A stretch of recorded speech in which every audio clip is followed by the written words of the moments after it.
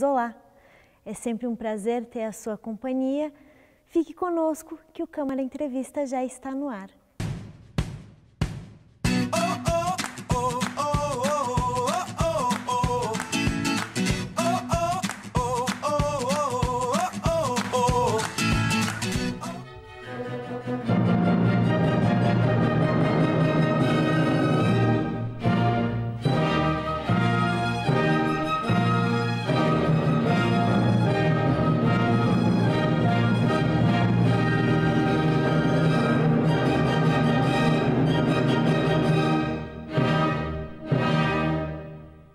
E a história de hoje chega regida em alto e bom som pelo maestro Manfredo Schmidt. Maestro, seja muito bem-vindo ao nosso programa, é uma honra tê-lo aqui conosco hoje. Obrigado, Gisele, pelo convite para falar um pouquinho da minha história. Maestro, conta para nós como foi que tudo começou, de onde veio a sua paixão pela música, como é que o senhor chegou até aqui? Bom, primeiramente a minha família, né? Meus pais sempre gostaram muito da música erudita. A minha mãe chegou a estudar violino, estudou canto lírico. Meu pai, apesar de ser um engenheiro, ele participava de coros, ele tocava flauta doce, normalmente até tinha pequenos recitais que se faziam em casa, né? Com os outros irmãos e também com outros membros da família. Maestro, o senhor começou muito jovem e aos 12 anos já foi convidado para reger uma orquestra. Como foi que tudo isso aconteceu? Eu comecei aos 10 anos de idade a estudar trompete no curso de extensão da URGS. Isso em decorrência de uma paixão que eu tive pelo instrumento e também pelo visual do trompete. Eu me lembro que quando eu era criança, enfim, tinha a famosa Casa Beethoven em Porto Alegre, na Galeria Chaves, que vendia instrumentos musicais. E um dia, passeando com a minha mãe, minha avó e tal, eu indiquei que eu queria estudar aquele instrumento ali, que estava na vitrine, que era um trompete. E como meu pai trabalhava na Varig e em seguida estava viajando ao exterior, numa dessas viagens, então, ele trouxe o meu primeiro trompete. E aí, aos 10 anos, eu comecei a tocar esse instrumento da maneira que era possível, né, em casa, assim, tirando os primeiros sons. E em seguida eu comecei a participar aos 12 anos, não como regente, mas sim como trompetista da Orquestra Infantil Juvenil da URGS, com a qual eu permaneci praticamente 10 anos tocando trompete. E durante esse período, então, que eu tive a oportunidade de dar os meus primeiros passos como regente. E o senhor estava me contando que teve que mudar alguns hábitos, como, por exemplo, reger com a mão esquerda, já que o senhor é canhoto. Teve que passar a reger com a direita. Como é que foi essa mudança, essa transição? Como é que é até hoje? Quando eu comecei a reger, que foi justamente nessa Orquestra Infantil Juvenil e posteriormente nós fundamos a Orquestra de Câmara Vivaldi, que era uma orquestra formada por integrantes dessa orquestra, mas que já estavam num nível um pouco maior. Todo o meu início como regente foi autodidata, foi vendo outros maestros reger a OASPA e assistindo concertos. Apenas observando. A própria maestrina da orquestra, que era a professora Isolde Frank. E como eu era canhoto, então foi assim, natural eu começar a reger com a batuta na mão esquerda. E num dos primeiros cursos de férias que eu participei, que foi lá em Montenegro, os Seminários de Música de Montenegro, sob a orientação do Hernani Aguiar, ele viu que eu estava regendo uma composição segurando na mão esquerda. E ele disse: Manfredo, teu gesto é muito bacana, muito expressivo, mas teu futuro professor Arlindo Teixeira não vai permitir que tu continues a reger com a batuta na mão esquerda. E eu fiquei muito furioso na época, pensando assim, mas que preconceito com o pessoal que é canhoto, né? E internamente eu fiquei assim matutando, o dia que eu for famoso, eu vou passar a batuta de volta para a mão esquerda e provar para todo mundo que vai funcionar. Na verdade, o que ele fez, ele me direcionou para um trabalho, o que é mais comum na orquestra, que é justamente segurar a batuta com a mão direita e com a mão esquerda a gente fazer as diversas indicações, por exemplo, de entradas de instrumentos, de dinâmica, por exemplo, se a música é muito forte ou é piano, a mão esquerda que desenha isso no ar. E no fundo, para um canhoto, esse tipo de gestual é mais fácil para quem é destro. Então, no fundo, ele acabou me auxiliando bastante, porque a questão de marcação do andamento da música, que é feito com a mão que segura a batuta, é um processo um pouco mais simples. Então, eu consegui juntar essa praticidade, né, gestual da mão direita com a batuta e a expressividade com a mão esquerda, o que foi muito bom. E atualmente o seu currículo tem passagem assim por vários lugares do mundo, como Estados Unidos, Sim. Alemanha, Holanda, Itália, Argentina. Como foi que o senhor chegou até esses lugares e o que mais marcou? Primeiro que a questão fundamental é o estudo, né? Ou seja, desde a época que eu ingressei na URGS, em 1983, como aluno de regência do professor Arlindo Teixeira, eu buscava durante todos esses 6 anos e meio de formação o foco no estudo, né? No estudo da regência. Então, fora as aulas normais que se tinha na faculdade, eu buscava os seminários, as oficinas de música, Festival de Música de Campos do Jordão, tudo que era possibilidade no período de férias. Então, praticamente durante 6 anos e meio eu não tirei férias. Eu fiquei passando do estudo acadêmico para esse estudo em curso de férias e me preparando para concursos e tudo mais. E através desse estudo contínuo, eu tive a oportunidade de, primeiramente, vencer concurso de jovens regentes da OSPA, que possibilitou o primeiro contato com uma orquestra sinfônica profissional de grande porte. Depois eu participei do concurso para fazer parte do quadro funcional da OSPA, com o qual eu já estou há mais de 20 anos como regente. E a partir desse desenvolvimento da prática, né, da regência orquestral, eu comecei a receber convites para reger em outros países, né? Então, isso vai contribuindo para a formação, né, do maestro, esse convívio com orquestras de outros lugares e contato com diferentes formas de se fazer música. E quais foram os lugares que mais lhe marcaram? Teve assim alguma história que mais tenha marcado? Por exemplo, eu vi que o senhor recebeu prêmios nos Estados Unidos, foi condecorado. Sim. Conta um pouquinho dessas histórias aí para nós. Nos Estados Unidos eu morei durante 2 anos, fazendo o mestrado em regência orquestral e também em regência coral. Eu fui o primeiro aluno da Universidade da Geórgia, nos Estados Unidos, a receber o grau de mestre em música em regência orquestral, que era um programa que estava recém sendo montado pelo Mark Sedel, que foi o meu principal professor nessa época.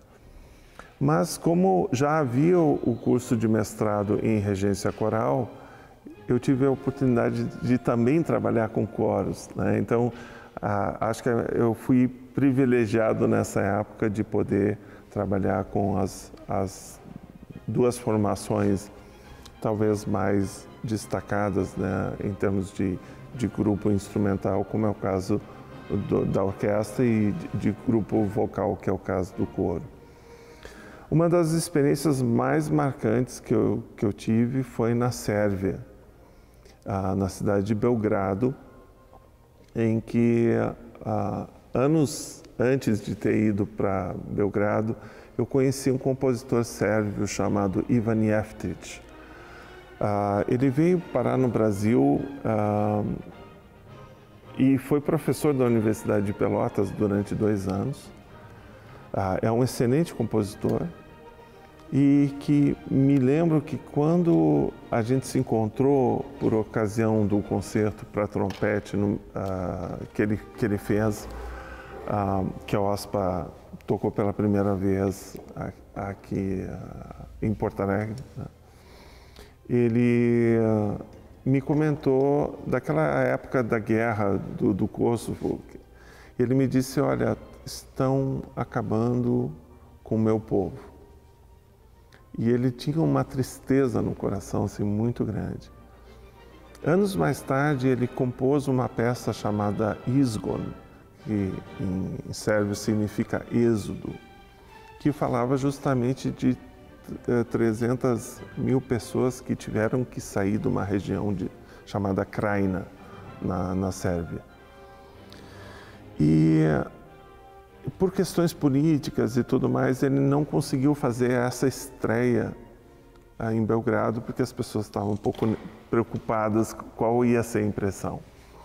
E ele me ofereceu a peça. Ele disse, Manfredo, está aqui uma composição para coro infantil, para coro adulto, para tambura, que é um instrumento folclórico típico sérvio, e para a grande orquestra sinfônica. E eu propus na OSPA para fazer essa estreia mundial dessa peça. E ele comentou comigo, Manfredo, quem sabe a gente faz isso em Belgrado. E eu fiquei pensando assim, mas será que realmente ele vai acabar conseguindo me convidar? E passado alguns dias veio então o convite oficial da Filarmônica de Belgrado para que eu fosse lá reger e ser o primeiro brasileiro a reger aquela orquestra tão renomada que era a Filarmônica de Belgrado, estreando em Belgrado uma composição de um compositor iugoslavo muito importante, que é o Ivan Jeftić. Então, essa oportunidade que eu tive, né, de fazer essa estreia foi realmente muito marcante. E junto nesse repertório que a gente fez, tinha uma das solistas que hoje em dia está com uma carreira internacional incrível, que é a Arabella Steinbacher, que tocou o concerto de Khachaturian. E também tive a oportunidade de fazer o descobrimento do Brasil, do Villa-Lobos. Então tinha vários elementos, né, musicais e emocionais muito fortes nesse concerto. Mestre, e vamos falar um pouquinho do seu repertório, então. Quais são os seus compositores favoritos? Tem vários compositores, né? Eu acho que cada compositor tem uma magia, tem uma escrita melódica muito especial. Em particular, tem uma obra que para mim é genial, que é a Segunda Sinfonia de Gustav Mahler. Esse compositor austríaco de ascendência judaica fez essa composição que fala justamente da ressurreição, ou seja, do momento pós-morte. E ele utiliza nessa composição, além de uma grande orquestra, 2 solistas, uma soprano e uma contralto, e um coro sinfônico. E eu me lembro que em 85, quando eu fiz o Festival de Inverno de Campos do Jordão, estava sendo apresentada essa peça durante o festival. E eu ainda aluno, sentado no corredor do festival, com a partitura, eu não consegui não me emocionar com essa música, que tem uma força, uma beleza, assim, e uma esperança de vida pós-morte que é algo genial. Assim, é uma peça que nem a pessoa com o coração mais duro é capaz de resistir a essa emoção. Então, para mim, Gustav Mahler, ele está assim no topo dos meus compositores favoritos. Mas gosto muito de Tchaikovsky, gosto muito de Beethoven, Chopin, compositores brasileiros, Villa-Lobos, Camargo Guarnieri, Hernani Aguiar, enfim, eu acho que cada compositor dos bons, né, tem um sabor musical muito especial e que vale a pena a gente conhecer. E quais são as técnicas que um bom maestro deve ter? Primeiro, a organização do estudo, né? Cada concerto que a gente faz, normalmente no início da carreira, é um primeiro contato com uma obra de arte.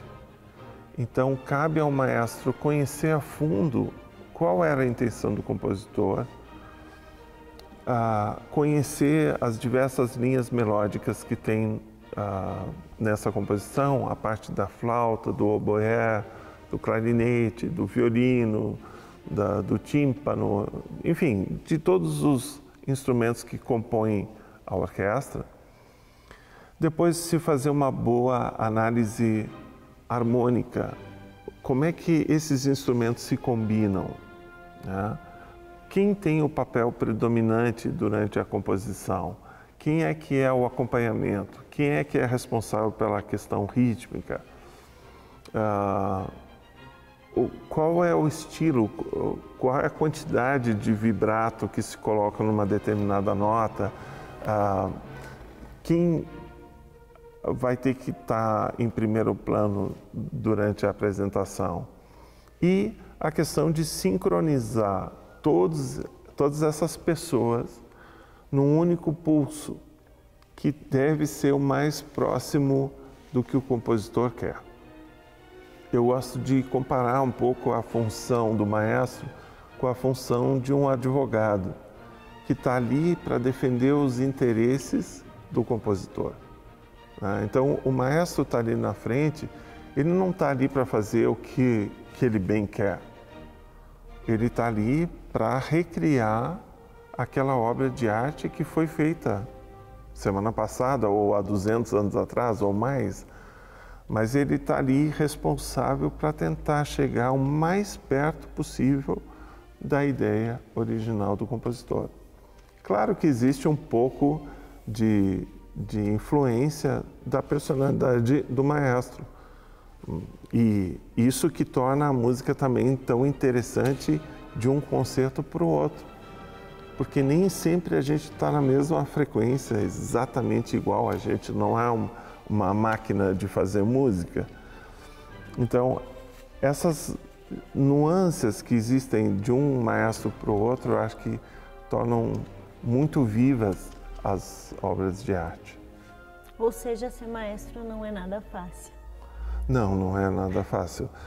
Primeiro porque, diferente de um instrumentista que tem um instrumento físico, né, no qual ele vai pressionar uma determinada corda, ele vai usar o arco de uma determinada forma, ou o sopro, ou a qualidade do instrumento, o maestro tem um instrumento que ele é vivo e ele tem que estimular esse instrumento vivo para que individualmente cada um dos músicos toque o seu instrumento físico, né, e consigam extrair o som proposto pelo maestro. Então é um desafio constante de estímulo a esses indivíduos para que eles participem e se unam na melhor forma possível para a recriação da obra artística. E qual o sentimento de conduzir uma orquestra, de comandar os músicos que estão à sua frente para que produzam uma melodia harmônica? O que o senhor sente quando está aqui? Uma enorme responsabilidade, né? Porque eu estou defendendo os interesses do compositor, mas uma enorme felicidade de poder recriar essas obras de arte e conhecer esses sabores musicais que cada compositor tem. E é uma atividade que eu gosto muito de fazer. É uma atividade que, desde essa época de faculdade, da época da orquestra, sempre me chamou a atenção de como os maestros conseguem estimular esse grande instrumento chamado orquestra a produzir um som agradável, um som que vai mexer com as emoções das pessoas que estão assistindo o concerto. Eu acho isso que é tão bacana nessa profissão. Maestro, e se o senhor pudesse se definir em uma canção, definir o maestro Manfredo em uma melodia, em uma música, qual seria ela? Complicada essa pergunta. Eu acho que eu tenho na minha emoção assim, de trabalhar com a orquestra muito da Quinta Sinfonia de Beethoven, que tem aquele pá, pá, pá, pá, pá, pá, pá, pá, que tem uma célula que ela vai se repetindo e vai se contagiando até formar essa grande obra de arte. Maestro, muito obrigada. Obrigado a vocês. Prazer. Prazer tê-lo aqui conosco hoje. Muito obrigado. E o nosso programa de hoje, infelizmente, vai ficando por aqui. Muito obrigada pela sua companhia de todas as histórias. Eu encontro você na próxima. Um beijo no seu coração e até lá. Tchau, tchau.